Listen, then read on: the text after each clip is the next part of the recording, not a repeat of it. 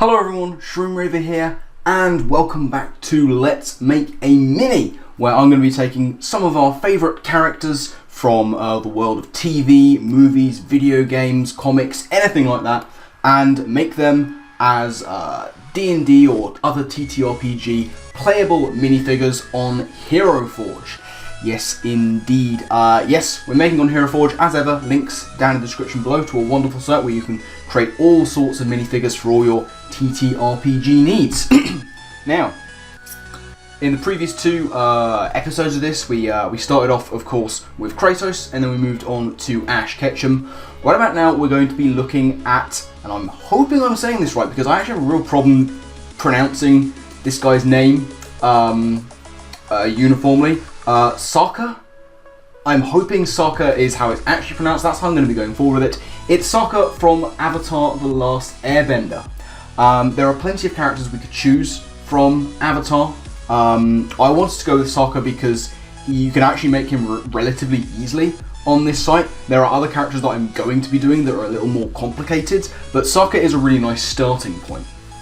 So, speaking of starting points, let's make a mini. So, starting off as we have done pretty much all along so far with the male human, we will be changing that up as we go into different characters, I promise. And again, as with most of them, there's not a huge amount to do here. Sokka, we do want to change his hair. We also want to change his expression a little bit. He's quite smiley. He's a little bit sort of cocksure. And sometimes he gets confused as well, so we're going to give him a little bit of a mix of emotions here, just to be as accurate as possible. Now, the hair, we actually have something very accurate for him. My computer's loading things a little bit slowly and it's chugging along today, but we should be able to get there. Now, the hair I'm looking for, it is around here somewhere. We actually have something very accurate for Sokka, and it's this one, the Undercut Top Knot. Now, as you can see, that's pretty close to what Sokka is rocking in the show. And in terms of the face, that's pretty much everything we need to do. In terms of the body, we're going to keep him at the height he is. His weight and muscularity, well, his weight for sure is going to go down a little bit. You know, Sokka's quite slim. I wouldn't say lanky is the right word, but he's kind of slim. He's not the most muscular person you've ever seen in the world, so he might take that down just a little bit as well. Not all the way, but you know, he's slim. He's not a big buff dude. And once again, like I've said many times already, like that's all we really need to do on the building of the face and body. There's not a huge amount we need to make this build work in terms of that. But now what we're going to do is get, as I say, into the fun part, into the clothing and the gear. Now, Sokka wears various clothing throughout the series. What I'm going to do is give him sort of a little bit of a mix of different clothing that he's worn, but it comes together to form something that's very recognisable. Nothing on the head, nothing on the shoulders. What we're looking for here, he doesn't wear armour per se, but when we first meet him, he's wearing these furs. And that's kind of as accurate as I could get with Sokka, is this, the fur trim shirt. Now, it doesn't look perfect, but it is going to come through when we give it some colour and stuff like that. So yeah, we've got the furs. You know, he was brought up in the northern water tribes, so it's very cold, snowy, so he's going to be wearing furs. Similarly with the legs, we're not going to give him the gloves, but we are going to give him the legs, and again, it's going to be the fur trim pants. We're actually going to get very nearly a matching set going on here. So there we go. We've got all the fur clothes. Now for the feet, we could give him. There are fur-lined boots here, but I actually don't want to do that. I'm going to see if I can find them just to show you. There's the hide boots, which again we really don't want to be messing with right about now. Somewhere down here there are fur-lined boots. It's these ones, the furry boots, but they really don't look as good as we're wanting. The worn boots are quite good. As you can see here, I'll put them on and they're okay, but they're not the ones I actually want. Because I think it looks better if we give him some boots that he wears later on, and that's going to be the tall boots, which they come up quite high, but I quite like the effect they have. And they're all going to be uniform colour anyway, as far as like the parts of the boots go. So again, really there's not a huge amount we need to do here. This is quite a simple build. And much like with Ash last time, we're going to really add a lot of Sokka in here with the colouring. The colour scheme is going to really bring out who he is. Now in terms of his gear, this is where things get quite specific, because of course Sokka's main weapon throughout most of the series is his Boomerang. And interestingly enough, this does exist on Hero Forge. We do have a Boomerang. I'm going to have to try and find it because I don't know where it is. But I know it exists, and I think it's in this section. So we're going to scroll down and see if we can find it. We've got all these various different ones, money bags, canes, a shovel going on there. Yell if you see it. You won't be able to hear you because I'm recording this in my room. There we go.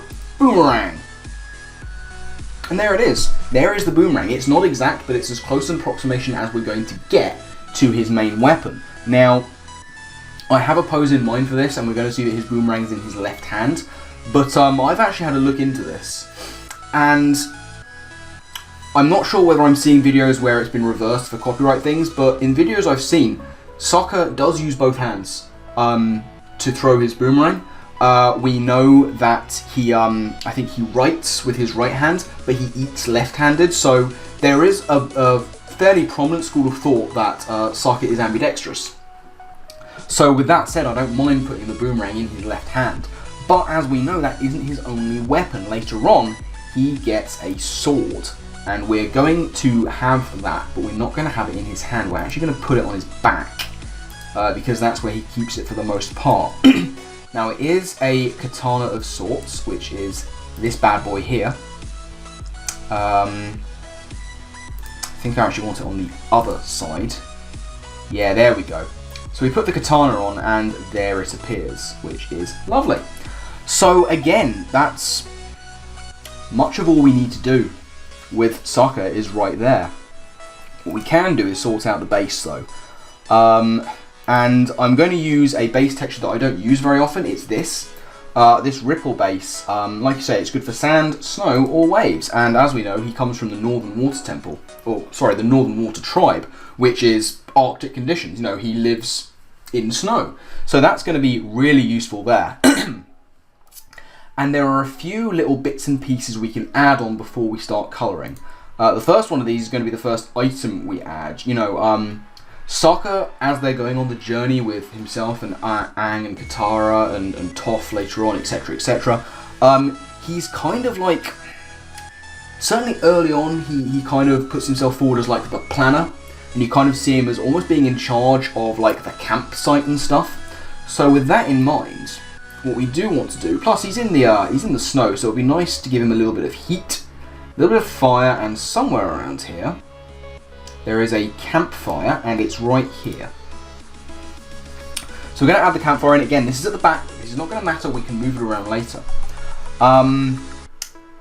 The last thing I want to add before we start adding colour, I think this is the last thing I want to add. I just want to give him something at the side. And what I'm looking for is this, the scroll accessory. Because Sokka is kind of the guy with the map as well. You see him quite often. He's the one pondering the map. He's the one prepping their next moves. He seems like a bit of a goofball at times, and he is. But he's a planner. He's a strategist, is the big thing. So he's the guy in charge of the map. So we're going to give him this scroll accessory right here. And I might add one more thing in at the end. But for now, this is pretty much all we need to do with the gear and the clothing for Sokka. So now we can start adding some colour. Now, as usual, we're going to pick the skin tone early from the preset. I think this is the one I want to go with. You know, he's not got pale skin. He's not got dark skin. He is. This is a very good skin tone for him. We're going to have to change the colour of the hair because we need it to be much darker. So this is the skin tone we're going with. The eyes can stay as they are. What I want to do is give him different coloured hair. So onto the hair part, we could just go straight up truffle black. I think what I want to do is go with this one though. It's a slightly lighter, and we're going to, oh dear, no, come on, get the eyebrows.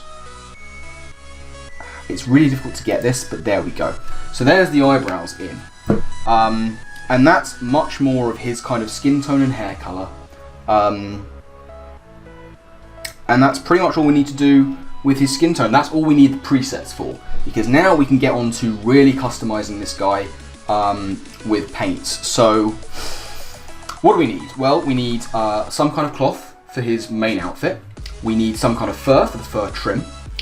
We need leather for the boots. We need some kind of metal work on the weapons. And then we're going to have to get a bit cheeky with his scroll and the fire.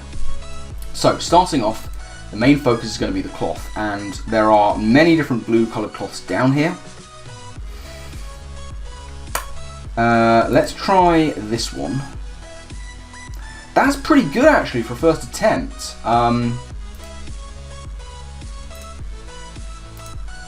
That's not bad. I was expecting to try and go a little bit lighter and a little bit brighter, but I rather think that that's fairly accurate. So I'm quite happy to just stick with that as it is for the colouring of his clothes. Now, in order to add in the fur, we don't want it to be pure white is the thing. Let's see what we can find. So let's try this one. No, that looks a bit too shiny almost. Ah, get off there. There you go. My computer's being a little bit of a dick today. Let's try this. No, that's too yellow. Let's try you. Nope, too dark. You, it's too accented. That's not bad. The Hermit Grey. Maple Blonde might be fun. Let's give that one a go. Now again, it's a little bit too yellow. We're getting into the browns now, which isn't ideal. That's not too bad. Just depends if there's anything better we can use. These are obviously going to be too much of a yellow colour, and obviously we don't want it to be pure white. What's the salt one like? Again, it's too white. We want it to be this kind of... This maple colour is alright, but it's really not what I'm looking for. Let's see. I tell you what, we're going to use this colour, this maple blonde, and what I'm going to do is go into the mixer and try and edit it a little bit. So let's see what we can do with this. If we go into settings, like I said, we can edit the individual levels of colour. And this is the one I think I really want to edit, so we're going to try and move this down and see what effect that has.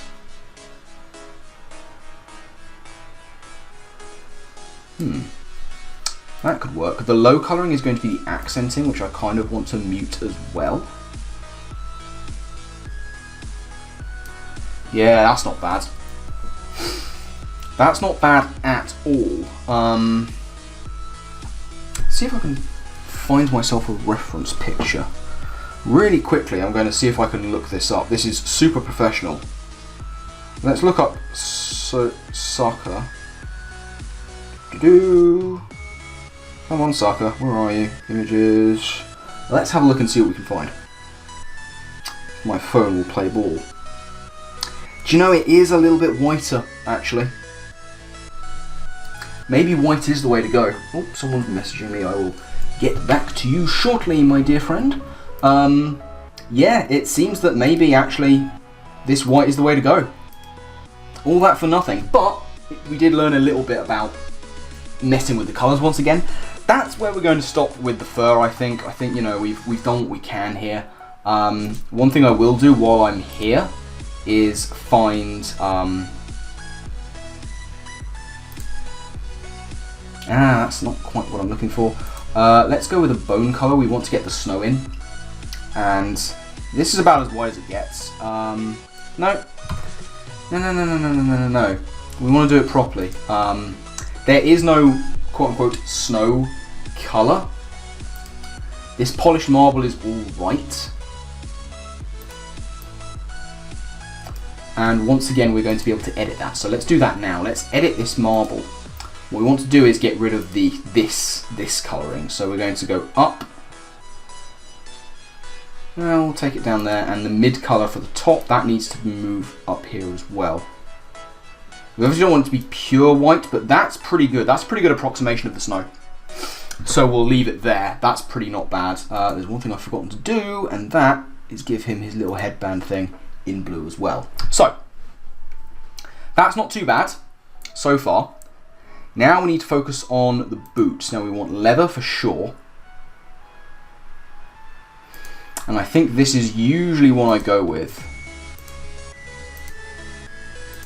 Let's see how that looks. That isn't bad. I'm quite happy with that, and we want to make everything a uniform colour. Now there are parts of this can be quite difficult to get to, but we're managing all right so far. So let's grab these bits. Let's grab the final parts of the boots, and there we go, they're nice and done. That's good. So that's his main bodywork done. We're actually going to give him that brown leather belt as well. Now we can move on to some metalwork, because we need to sort out the buckle, which is very simple. We're just going to give it a nice grey, fine. And now for the weapons themselves. Now the boomerang, it does have that kind of bluish tint to it. So what we're going to try and do is go with this. Now, as you can see, it's got a little bit of grey in there, but there's also some blue going on, and we might be able to tweak that just a little bit in the mixer. So what we're looking at is Light Wish is the colouring. We're going to give you a little bit more blue.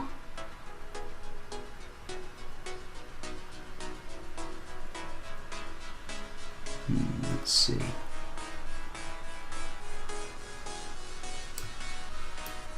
That's pretty good. Yeah, I'm happy with that. Happy with that. Cool, alright. And now we move on to the swords. Now, Sokka's sword is not made of metal, actually. It's made of meteorite, or, you know, that was where he got the materials for it. So what we're going to try here is looking at it as stone. And that is a very accurate colour already. Liking that. Now, the main handle, we're going to make red with that red leather. And we're going to try and find a kind of muted gold colour here. That's okay. That's better. Yeah, I like that much more. Then we go back on stone just to accent out these last bits. See, it could be fully black, but I kind of like the red, even if it isn't quite as accurate necessarily. Oh, no, we don't want to make that colour. But that's pretty good for a sword. Like I say, we've used a stone black colouring, but it was made out of meteorite, so that kind of works. Now the wrappings on it, we're just going to make a nice light cloth. Actually no, we're going to make it a nice light leather, maybe. That works out quite nicely. So we can have it attached there. We'll make a few more attachments here and here. And now the scroll. In general, when it comes to working with paper, one of the best materials to use is wood. And pine is probably the best of the bunch. Yeah. Pine is quite good. What we're actually going to do is try and accent out the these little bits just a little bit better. Because it's attached on the belt, so that should be the same colour. What might be fun is to actually make this out of this colouring instead. Yeah, I like that better actually.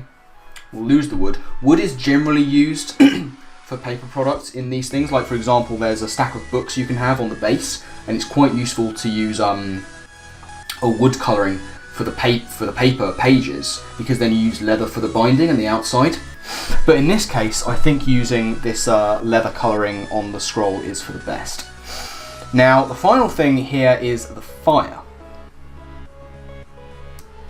Now, the fire, is not as difficult as it might look. What we want is some wood. We want two kinds of wood realistically. I think walnut is going to be potentially good. That's probably a bit better. And we'll throw something slightly darker. No, slightly lighter maybe on the outside. Let's go with walnut. Try a few combinations and just see what works really. That is a nice set. This kind of darker wood followed by the light outside. And in terms of fire, well, I mean, there's a whole section on flame.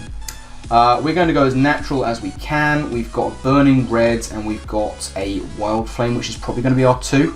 The beauty of the fire is you can accent it. So we're going to go with an orange at the base and this kind of yellow wild flame at the top. And that is the fire pretty much sorted. So with that, that's pretty much all the colouring we need to do. You know, we've made his clothes, we've made his accessories, we've got his little fire going. So now we can look into a pose, and there is something pretty much perfect for Sokka, and that is this pose. Now it's called the Archer, but it's going to work well here because it looks like he's throwing his boomerang. And we don't need to mess around with his arm positioning, his head, anything like that. Everything we need is already here, which is lovely. Now, one thing I do want to do is experiment with that that guard. Yeah, I like it better in the same stone. I do, I like it better. The red handle is nice, but I like the stone colouring better on that hand guard. Now, that we could end it there. We could end it there. There is one other thing that I want to try out though, one final addition, and that is in item B. We've got the campfire, but he is in the snow. And these creatures do make an appearance in Avatar. Right down here, little penguin. Little penguin, but it's in the wrong place. This is the thing. It's in the wrong place. What we really want is the penguin to be at the back and the fire to be at the front. So let's try that real quick. Penguin at the back, fire at the front. Scrolling down, there's my fire. We'll have to redo the colour scheme, I think. Ooh, no, it just doesn't like it at the front. Okay, let's just go back. Control Z, Control Z, all of the Control Z.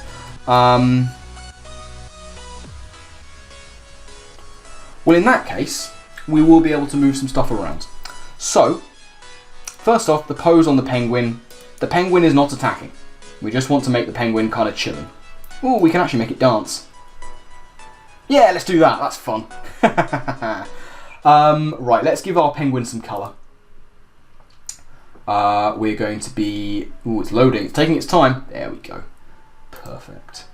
Okay, so...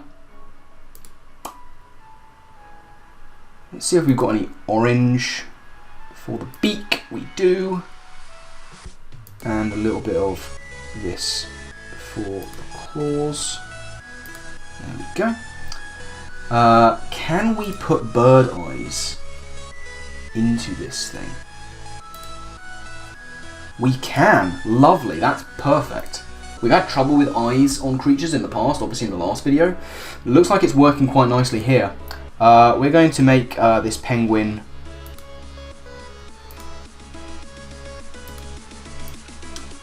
mostly black feathers. We'll add a little bit of, no, not grey, I really want white. That's pretty good. The eyes, oh, it's only got one eye, oh no. That's unfortunate, isn't it? Let's fix that, we'll give it 2 eyes. Much better. Nearly had a one-eyed penguin. That wouldn't have been fun, would it? Okay, so that's pretty much Sokka done. But what we can do is we can actually fiddle around with the posing. So if we go into advanced, as you can see, we can do little things with the boomerang, like we can just twist it in his hand. We don't need to do that though. What we do want to do is move these things around. So penguin, as you can see, we can just move him around on the base. So we're going to move him towards the back and shift him across to here. There we go. The fire will move forwards instead and kind of take his place at the front, because that's where we want it. We want the fire to be front and center. Well, not necessarily center, we'll move it a little bit sideways so it's back kind of where it was originally. And there, little penguin dancing. Let's see, now we don't want to edit his pose too much, we just want to get him here. We can twist him around. Yay, look at that. We kind of want him looking out to the side, if at all possible. No, that's too much. There we go. And I will just move him backwards. There we go. That is pretty much what we're working with. And I think with that, if we just go on here, click back to races, we can zoom out, and that is going to be Sokka completed. So we've got a fairly simple build. We haven't had to add much to it. We've messed around with the colour scheme just a little bit, and we've been as accurate to the show in terms of colouring as possible. Like I said, he doesn't necessarily wear his sort of northern water tribe furs along with these kind of boots, for example. You know, when he was in the water tribe in the north, he didn't have the sword, but we're drawing as much together from different aspects of his life, different parts in the timeline, and putting them together, much like we kind of did with Ash in the last video, with his sort of Generation 1 anime clothing, but various Pokemon from different other areas of his timeline. The Knockdown, the Torracat, all this kind of stuff. But yeah, I'm pretty happy with this build. He's got a good pose, he's got a decent expression on his face. We've given him his sword. We've put the penguin in there just for fun, but stuff like the scroll and the fire pit, the bonfire, that really sort of shows him as the explorer, the camp leader, the strategist, the one who's planning out all the routes. But yeah, that's pretty much going to wrap things up from this video. So thank you all very much for watching. I do hope that you've enjoyed. Good fun to build Sokka, and as I say, I will be going into other characters from Avatar: The Last Airbender in future videos on this series. But if there are any that you in particular want me to do, put them down in the comment section below. You can hit me up on Twitter, I'm always there. Those links will be down in the description too. You can find links in the description also to Hero Forge, the site I'm using for all your TTRPG minifigure needs. This is the site for me, for sure. It's one of the best out there. I think it's the best out there, so I would highly recommend using it if you want some kind of minifigure work done.